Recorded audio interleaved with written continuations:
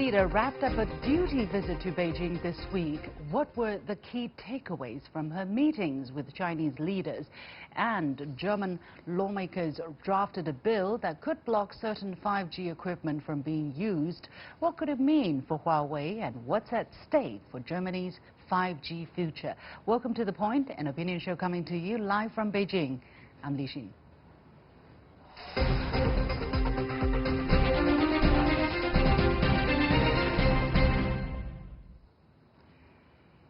The central government fully acknowledges the courage and sense of mission Lam has demonstrated during this special period for Hong Kong. Chinese President Xi Jinping expressed firm support for Carrie Lam, the chief executive of Hong Kong's Special Administrative Region, during her duty visit to Beijing this week.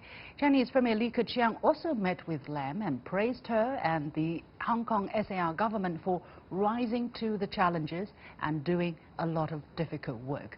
Hong Kong's unrest continued over the weekend, however, when police had to use tear gas to disperse protesters for the first time in 2 weeks.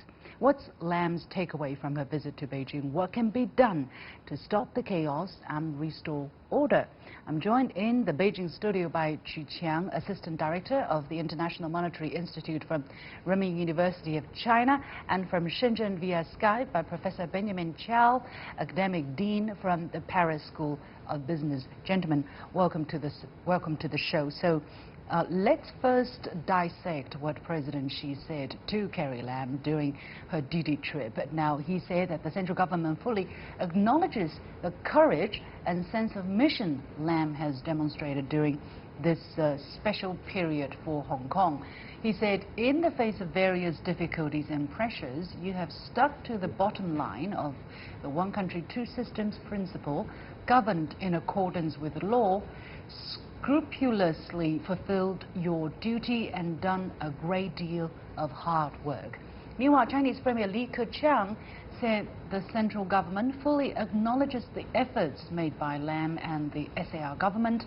Premier Li also praised Lam and the SAR government for rising to the challenges and doing a lot of difficult work. Qiang, let me go to you. How do you read these very carefully drafted lines? What are the messages that the central government leaders are trying to send here? Well, I think this is actually a very simple reading. It shows the firm and the steady support of central government to the Hong Kong Special Region's government and Madam Lam's whole administration. I think the message is clear and loud. I think, well, right now we see a lot of changes happen in Hong Kong, especially in the political life. But central government, no matter how still respect the Hong Kong government and what they did, I see in Hong Kong at least there's somebody respect the law. I think that is the Hong Kong government, the central government. In Hong Kong, a lot of people just are like the judges. They're ruling just following their own favor or their own happiness, but nobody cares about law anymore. But in Hong Kong, the central government is still, and the Hong Kong government is still trying to maintain the order and maintain the law. If you say anybody is still respecting the law, I think the government still does. Professor Chiao, what is your take on these lines from the Chinese central government and also the analysis from Mr. Chu?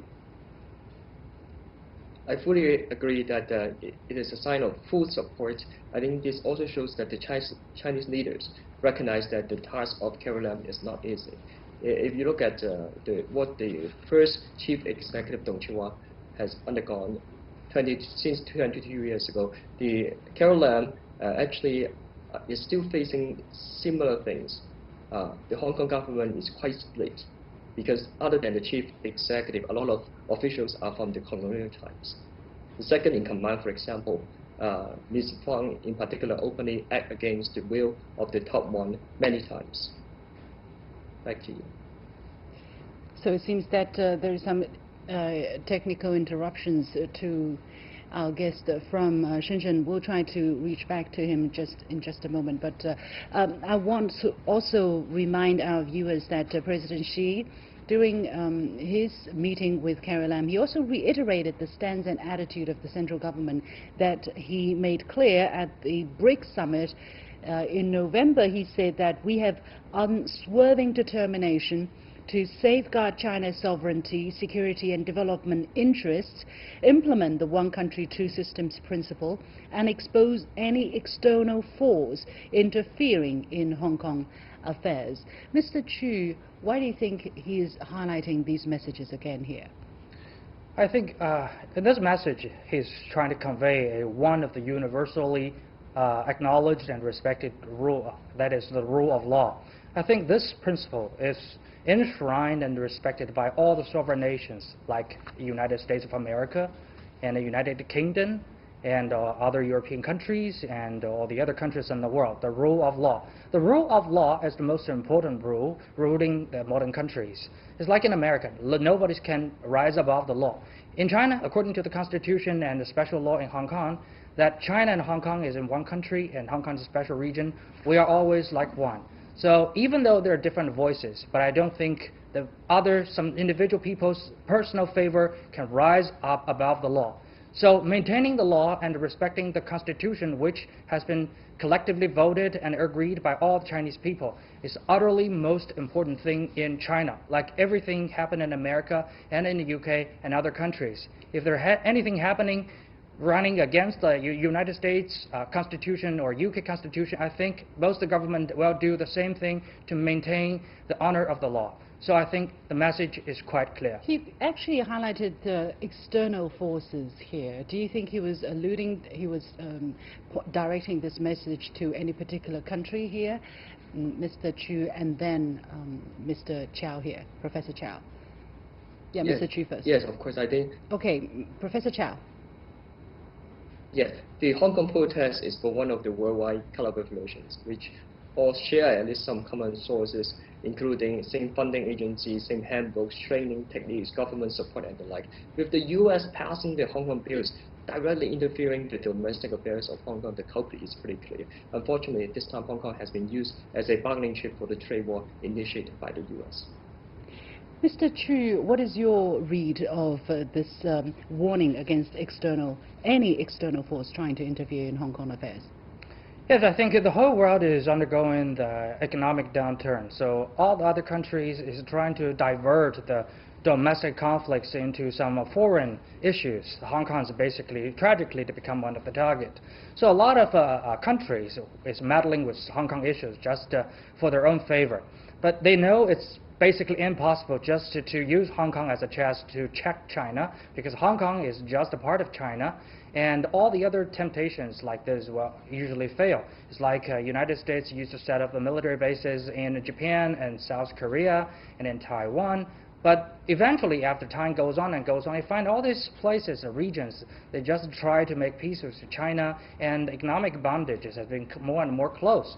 So basically it's been decided by geopolitics. So America knows that as well, and other international organizations know that as well, but they just try to do a temporary operation, just to meddle with issues and divert their attentions. That's it. But only the Hong Kong people and the economy and regional peace will suffer from this. So I think it's a clear message should be noted by all people. Well, I think the situation could be a little bit more nuanced as well, and a lot of people would argue for that point as well.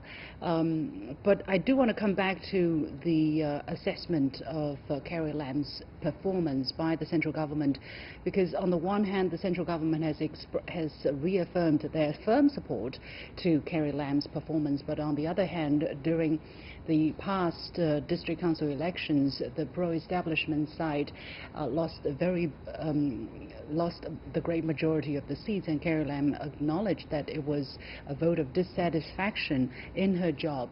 So these two different assessment of her performance, how will that impact the situation on the ground, and how will the different messages be perceived by the local residents in Hong Kong? Professor Chiao. Actually, both the pro-establishment camp and also the pro-pan-democracy camp criticize Carrie Lam and government a lot. So the Chinese leaders need not say more to criticize at this point. However, there are usually some misunderstanding about how the situation of the voting in the district council. Yes, there was this landslide loss of seats for the pro-establishment camp in the district council election, but the absolute number of votes actually is not that single-sided. The pro-establishment camp still obtained 41% of the votes, earning more number of votes than before. It is just that the most young people, the first-time voters, all vote for the other camp. So the pro-democracy camp won the majority vote in almost each district, so they won disproportionately high number of seats under the first past the post system. But history seems to be repeating itself. The pro-Beijing camp also lost a lot of seats immediately after 2003 mass protests against the Article 23 legislation. So only 30% of their candidates won at that time. But the competing pan-democracy camp lost year after year, 4 years later, and then 4 years later, and then 4 years later, because they do not do much actual work to improve the well-being of the voters in the district. So finally, in 2015, the pro-Beijing camp finally have won 70% of the So basically, it has been a very difficult situation. If you put anybody in her seats, it would have been a daunting task. Is that what the situation is, Mr. Chu? Yes, I do think so.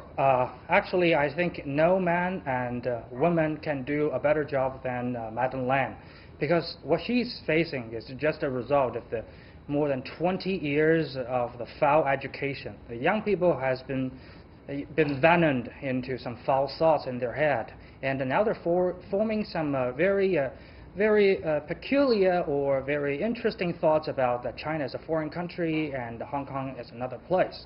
So this thing has been underwater, has been going on for years and years, and finally, boom, after 20 years, when they get a vote, and then they speak out. But I think we can view the whole thing from several angles. First of things, I think this shows how much we respect the law, even though the result is not liked by the government. But still, hey, government acknowledged the result, and all the result has been revealed, and you got the seats in the parliament or the local discussion meeting or something. So it shows that a lot of people are saying that the government is not respecting the democracy, but it shows clearly that we are respecting the laws and democracy. People's mind has been revealed. But also, secondly, you give us a very important lesson. That is, we have to put attention on the education, not on the economy alone, not on the politics alone, but on the education. Because we need to talk to the young people. That's a long march. All right. My final question before we go. The Committee to Protect Journalists said in the report on Monday that press freedom in Hong Kong has come under an escalating squeeze, despite China's pledges to maintain an open society. Professor Chiao, your reaction to this? Well, 3 points to make. In a very high-profile video interview of Neil Bush, son of George W. Bush, he questioned so much about what actually has been lost since the handover. There was more freedom, he argued, after the handover. There was none, especially for democracy. Before the handover, the chief executive at that time was appointed by the UK. And second, in the protest these 6 months, a lot of rioters are actually using some fake IDs or fake identity as a press to exit the riot scene. So they committed crimes and use that as a cover to exit the crime scene. Lastly, a lot of the newspapers and news media are trying to promote riots, and also they deliberately spread fake news. It is way beyond what news reporting should be doing. In Singapore, for example, there are now new laws to stop spreading fake news. All right. Well, we have to leave it there. My impression on the situation while I was there was that basically anybody can grab a vest with press written on it and just go out and cover stories. Exactly. And, you can do that. I don't see anybody being harassed. There were a lot of press, a lot of journalists from everywhere. If the situation would have really been different, I don't think they would have been enjoying what they were doing, or so intoxicated in covering the protests for such a long time. Many thanks to Qiang, Assistant Director of the International Monetary Institute from Renmin University of China, and from Shenzhen, Professor Benjamin Chiao, Academic Dean from the Paris School of Business.